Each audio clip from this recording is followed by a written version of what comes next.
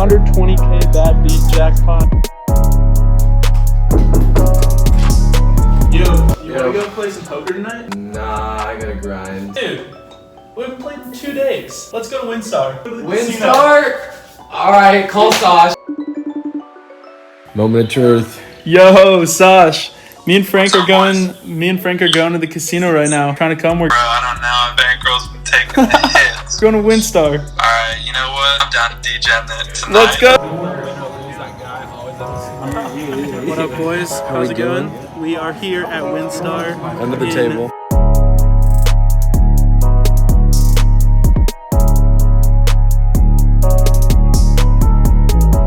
Trying to record. Gonna have to be a little bit sus about it, and we'll keep you boys updated on how it goes. We'll try to get some hands for you. Let's go. 1-3 today. $300 Going buy-in. up in stakes. First time at Winstar since COVID, so let's go. Welcome to Winstar Poker 1-3 $300 max buy-in. First hand for us, where we look down at ace queen offsuit in the small blind. Under the gun, who I had labeled as an OMC, a tight older gentleman, raises to $10. The cutoff decides to 3-bet to 30.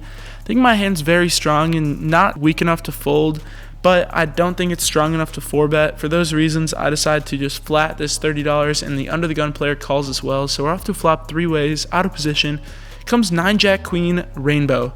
Pick up top pair top kicker on a pretty juicy board, so going to play this hand a bit cautiously. I decide to check, and the OMC in the under the gun position decides to bet $70 here.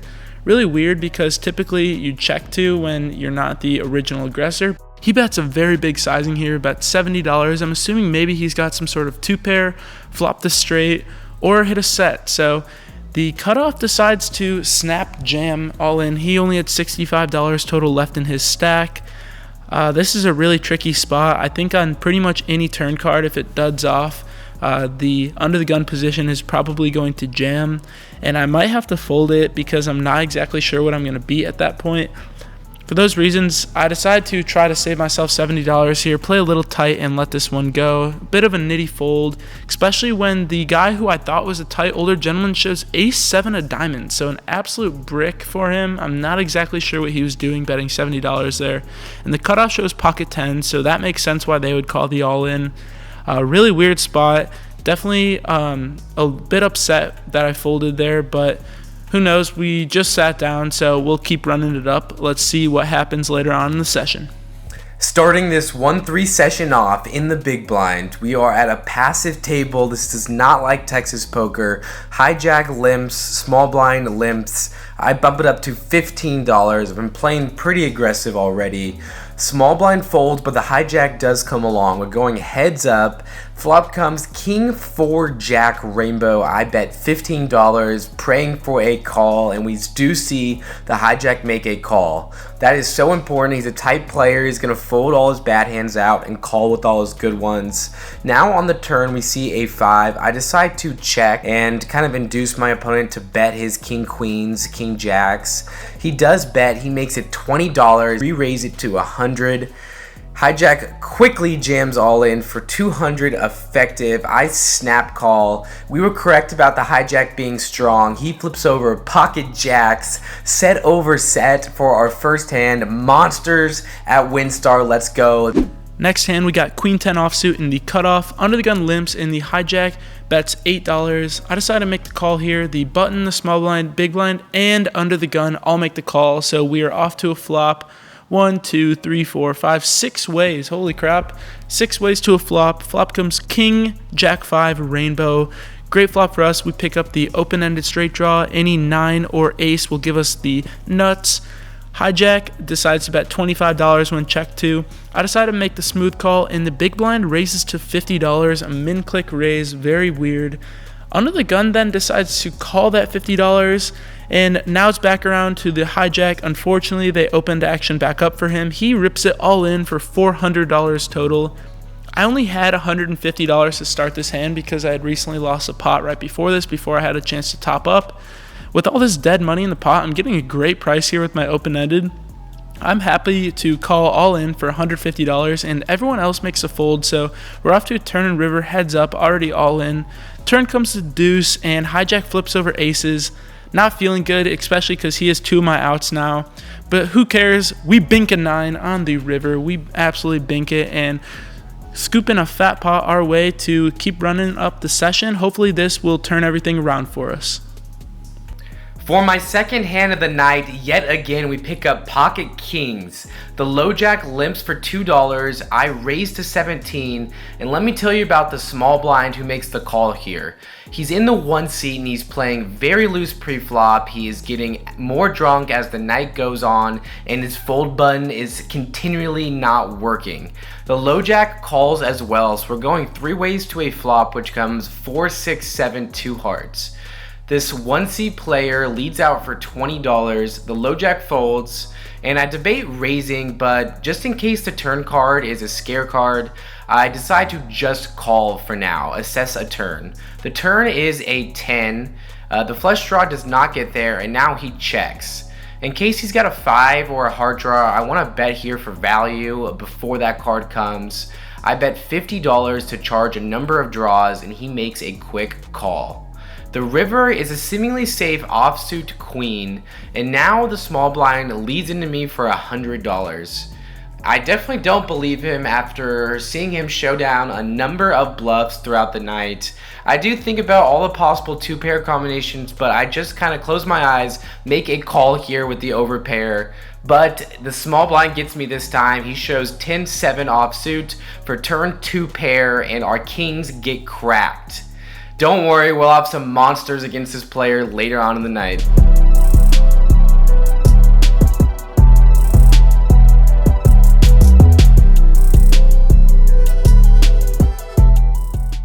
Next hand is a fun one. We look down at 6-7 of diamonds, a pretty suited connector in the small blind. There is a $6 straddle on, and there are 2 callers. I decided just to call in the small blind. I might consider raising some percentage of the time, but just flat. Big blind calls as well, so we're off to a flop. Very multi-way, and the flop is pretty nice. 3, 4, 5 rainbow. We drilled the absolute stone nuts. The big blind bets $10 here when I check to him, and the under the gun player makes a call, and the button raises here to $30. This was a pretty recreational player. He didn't seem like he knew exactly what he was doing, and this was one of his first times at the casino. For those reasons, I just decided flat here, hoping that I can get some more money in the pot with all these other people behind that are going to be making the call, and potentially put in a large check raise on the turn. I make the call, and the big blind makes a call, but the under the gun player gets out of the way for the $20 more. Kind of odd. The turn is the 7 of spades. It's the second spade and an absolute horrible card for me. Now we're chopping with any 6, as well as 6-8 now beats us. So pretty crappy card overall. I check, and the big blind bets $55. The button calls, and my hand definitely needs a bit of protection now. I decide to re-raise here to $150. And the big blind snap jams for $300, and the button snap calls all in for $200. I don't see anything else to do but just make the call.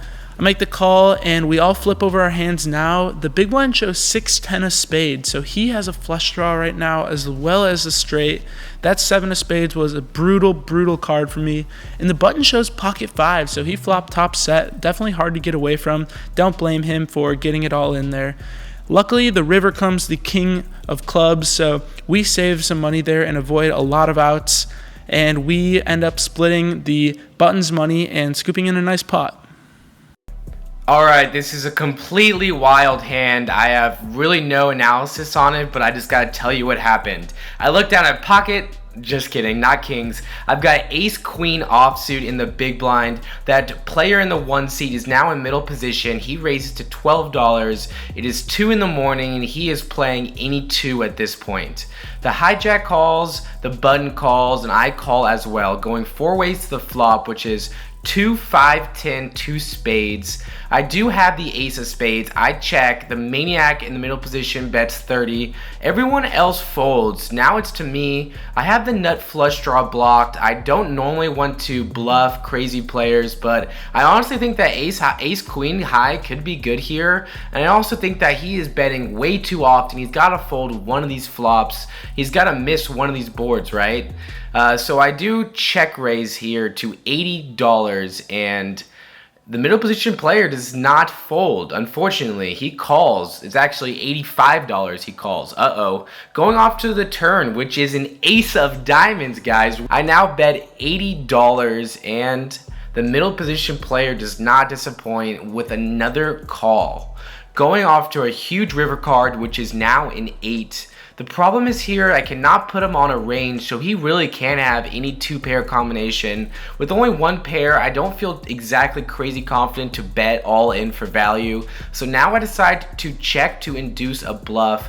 I make a check on the river, and now he bets $135, the same 1-seat player.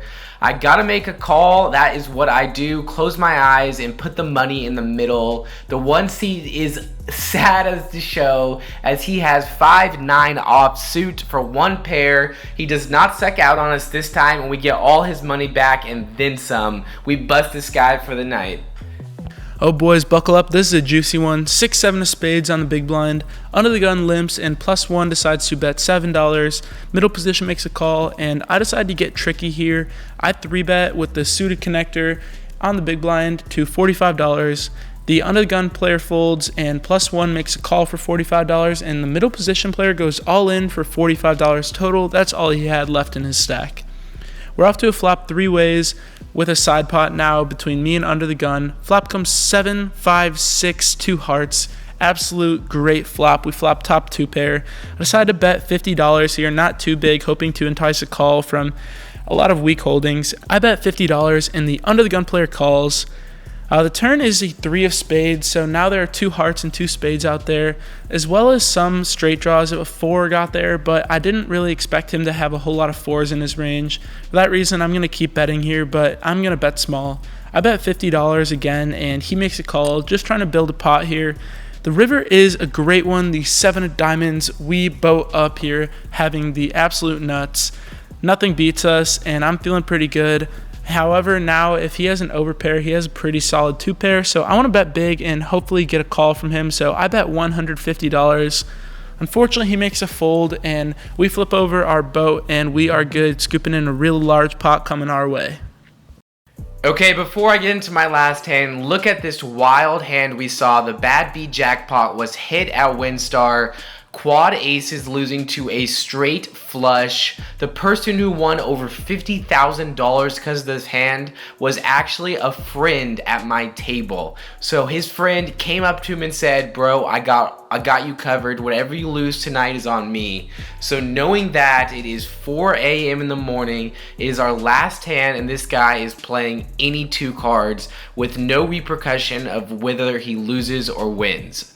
Winstar brings a ton of action players, including the person who just sat down in the 2 seat. I can't believe I'm saying this for a 3rd time tonight. I looked down at pocket kings in the cutoff.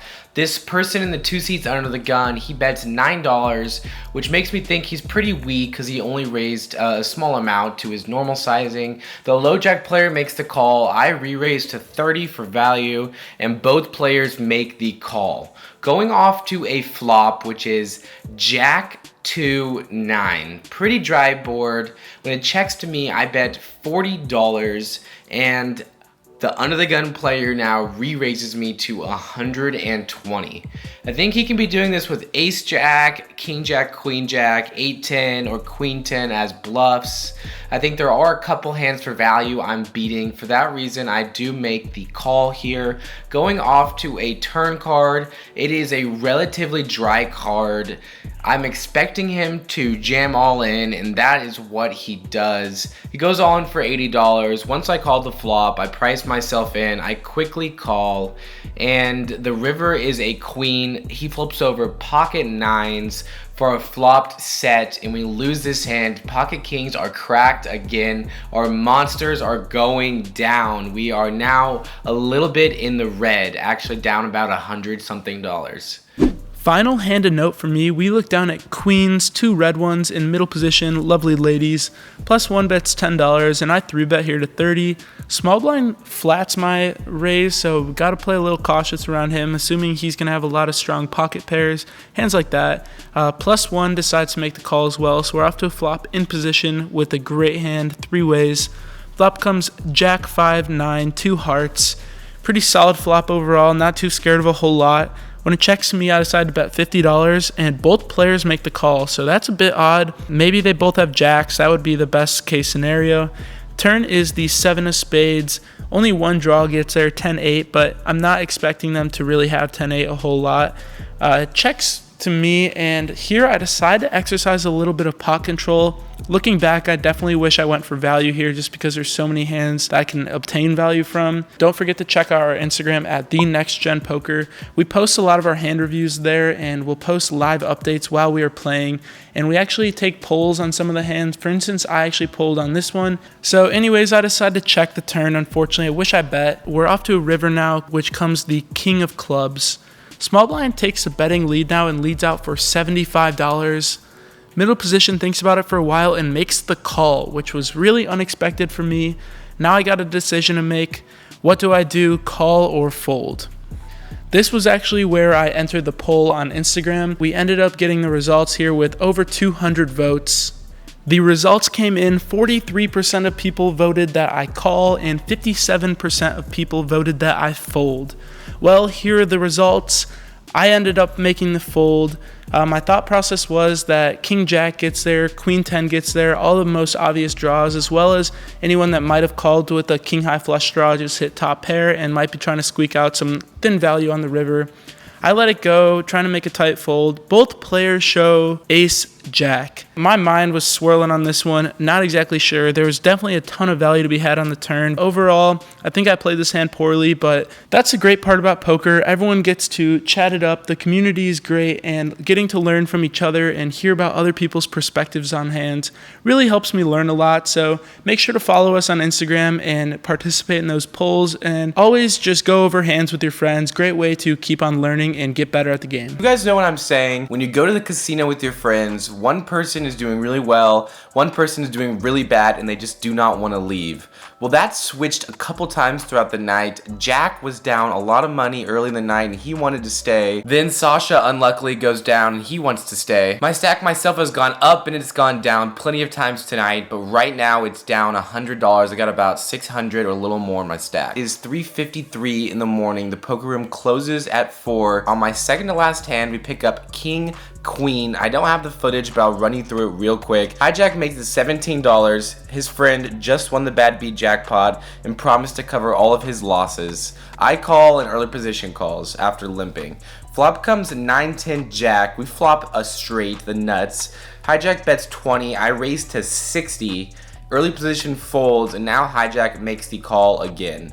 The turn card is horrible. It's the Queen of Diamonds. I bet $75 still for value, and the hijack tanks and then makes the call. The river is pretty bad. It pairs the board, the Queen of Clubs, and now the hijack, he just jams for $150. He could have a flush, he could have a full house, but he probably would have re-raised me if he had a flush on the turn. So it's the last hand. I make the call and he flips over ace queen with the ace of diamonds. Poor Sash lost all in ace 8 versus ace 7 the last hand right after this.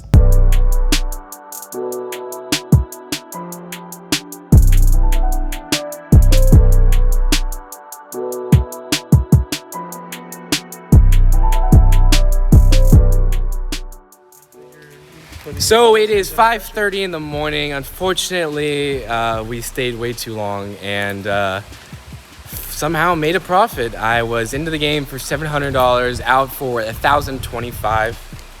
Not bad. Shout out to Winstar for having us. Great place, lots of good action there. I was in the game for 700, very stuck. At one point was down to 150-ish and worked it back up to 870. So pretty hype. Ended with a profit of 170 on the night. Yeah, plenty of action. Winstar had some crazy players. If you did enjoy, make sure to leave a like and subscribe. Catch you the next one. Yeah, and I punched it away $600. And, you know, typical cooler session. Again, Queens. Hey, remember though, if I get one good hand, whether it's DC, PLO, or Hold'em, we're jamming. Let's go.